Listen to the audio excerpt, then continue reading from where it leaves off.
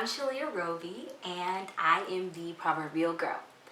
I know you guys have seen me posting motivational quotes and videos on Instagram and Facebook, and that's probably all you have seen. So I know you're wondering, what is Proverbial Girl? Proverbial Girl is something that I started to symbolize the uphill battle it is while being young, being a Christian, and trying to walk this walk out of salvation and getting to salvation, having life's experiences and the issues of society affect us, and the role it plays in our lives while still being a product of faith. It's an uphill battle. I haven't met one person that has had an easy walk or breeze after dedicating their lives to Christ. And Proverbial Girl is to symbolize that. We want to get away from the generalizations of you have to look like this or walk like this or talk like this to be a Christian. What does it mean to look like a Christian? This isn't the old Bible days, and I'm not wearing a dress that's down to my ankles. But taking off the filter.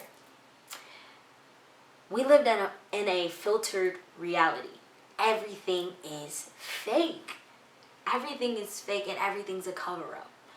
And no one's helping each other because everyone is trying to be what they want others to perceive them as, rather than being themselves the way God made them. And so now you have tons of people walking around with the same issues and not getting help because of the filters that we all placed on ourselves. I think transparency is needed now more than ever to relate, so that people can hear that you're not gonna get it right every time. You may mess up tomorrow, but the point is trying. It's not about where you are or who you are. It's who you're trying to become. And I want to get authentic. I'm okay with you guys seeing that I do not have it all together. I mean, look like I have it all together, but I don't. Like, at all. Don't have it together. And I'm trying to get it together. So, with Proverbial Girl, hoping that I can share my life experiences and hopefully influence and affect your life experiences in a positive way. It's all about motivation. It's all about trying to build the kingdom of God and trying to get it right. So there's not one way to salvation. There's not one path. And whoever told you they had the book, they had the steps written down, whoever's condemning you, we all have sinned and come short of the glory of God. What God really cares about is the relationship, not the rules religion tried to put in place on us. So, just to kick things off today, I want to talk about love. Love means everything, but love means nothing. And I want to elaborate on that. So, love is the very reason why we exist. The reason for everything is the action of love behind it. And God is love, but it just seems like nowadays love is starting to mean less and less. It's attached to materialistic things. It's just a word. And it's used and thrown about so much. It doesn't carry the weight or meaning of what it was meant to carry in the first place. Love being the reason for existence, our existence, the reason why we're able to be here because of Christ, and love to mean nothing. Could it possibly be because now in today's society where there's so much division, chaos, and racism, and different things that we're dealing with as people, that Christ is starting to mean less and less? And if God is love, Maybe that's why love is starting to mean less and less. We're all to blame for that. Yeah, let's be honest. We're all to blame for that. Hey, I call my friends like, hey, love. Like, the word and the meaning, like, it's so casual. But Christ didn't casually die for us. And, putting it into that perspective, give God more credit for the creation that he created. Nowadays, it is, I am an independent woman. I can get it on my own. I can, all of this, but blessed be a side chick.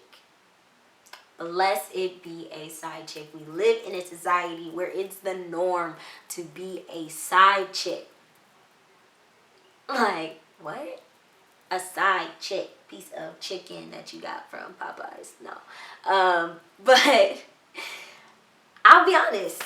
I have been the side chick that found out she was the side chick. I have been the side chick that knew she was the side chick. And I have been the side chick that thought she was the main. I've been all of them, and they all sucked. They all sucked. Nothing I got from it was nourishing. Nothing reiterated my self-worth.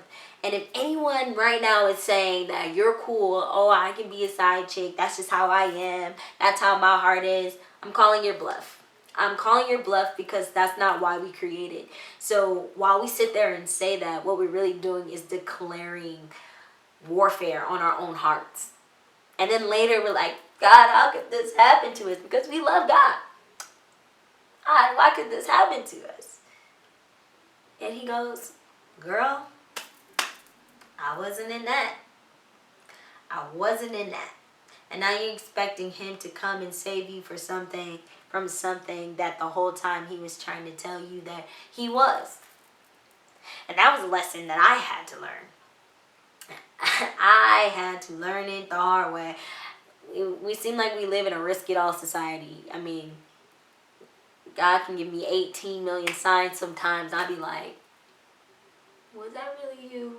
I'm going to ask again later. Or, God will always make a way for escape, and he'll open a door and you'll be like, you know what, close that. I don't feel like walking out of that door right now. And then he'll open a window and you'll be like, ooh, it's a little drafty. Let me close that. Like, we put ourselves in certain situations that God never intended us to be in.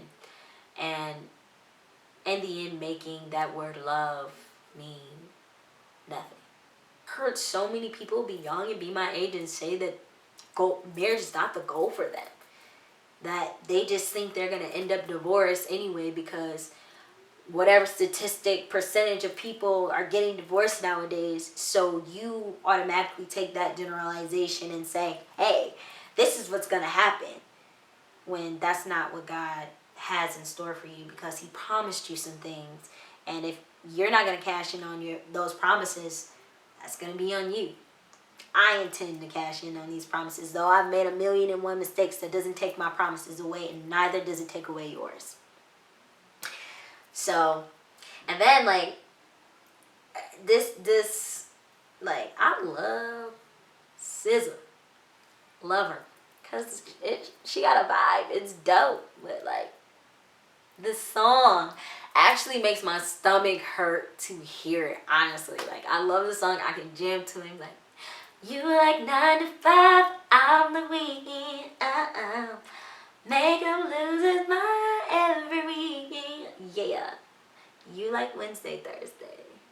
Then just send him my way. Like, because at one time I let that be okay. She says a line in it that was just like mind-blowing for me. And that was, knowing you're selfish and knowing I'm desperate. Man, what if we were desperate enough to have God's love the way that we want people's love? I'm glad you guys joined me today just to tune in to see what Proverbial Girl was all about. I cannot wait to share this experience with you. I cannot wait to go on this journey with you. I can't wait for you guys to join along. This is a movement. Proverbial Girl isn't just me. And it doesn't just stand for me, but it stands for you too. Everyone else who's having the same issues or having the same uphill battle. And I can't wait for you guys to join the team. Make sure that you go follow Instagram, The Proverbial Girl, and also make sure you let people know to subscribe to the YouTube channel, Proverbial Girl. We're here to make an impact on the world by seeking wisdom with love and through love. You have officially met the not so churchy church girl.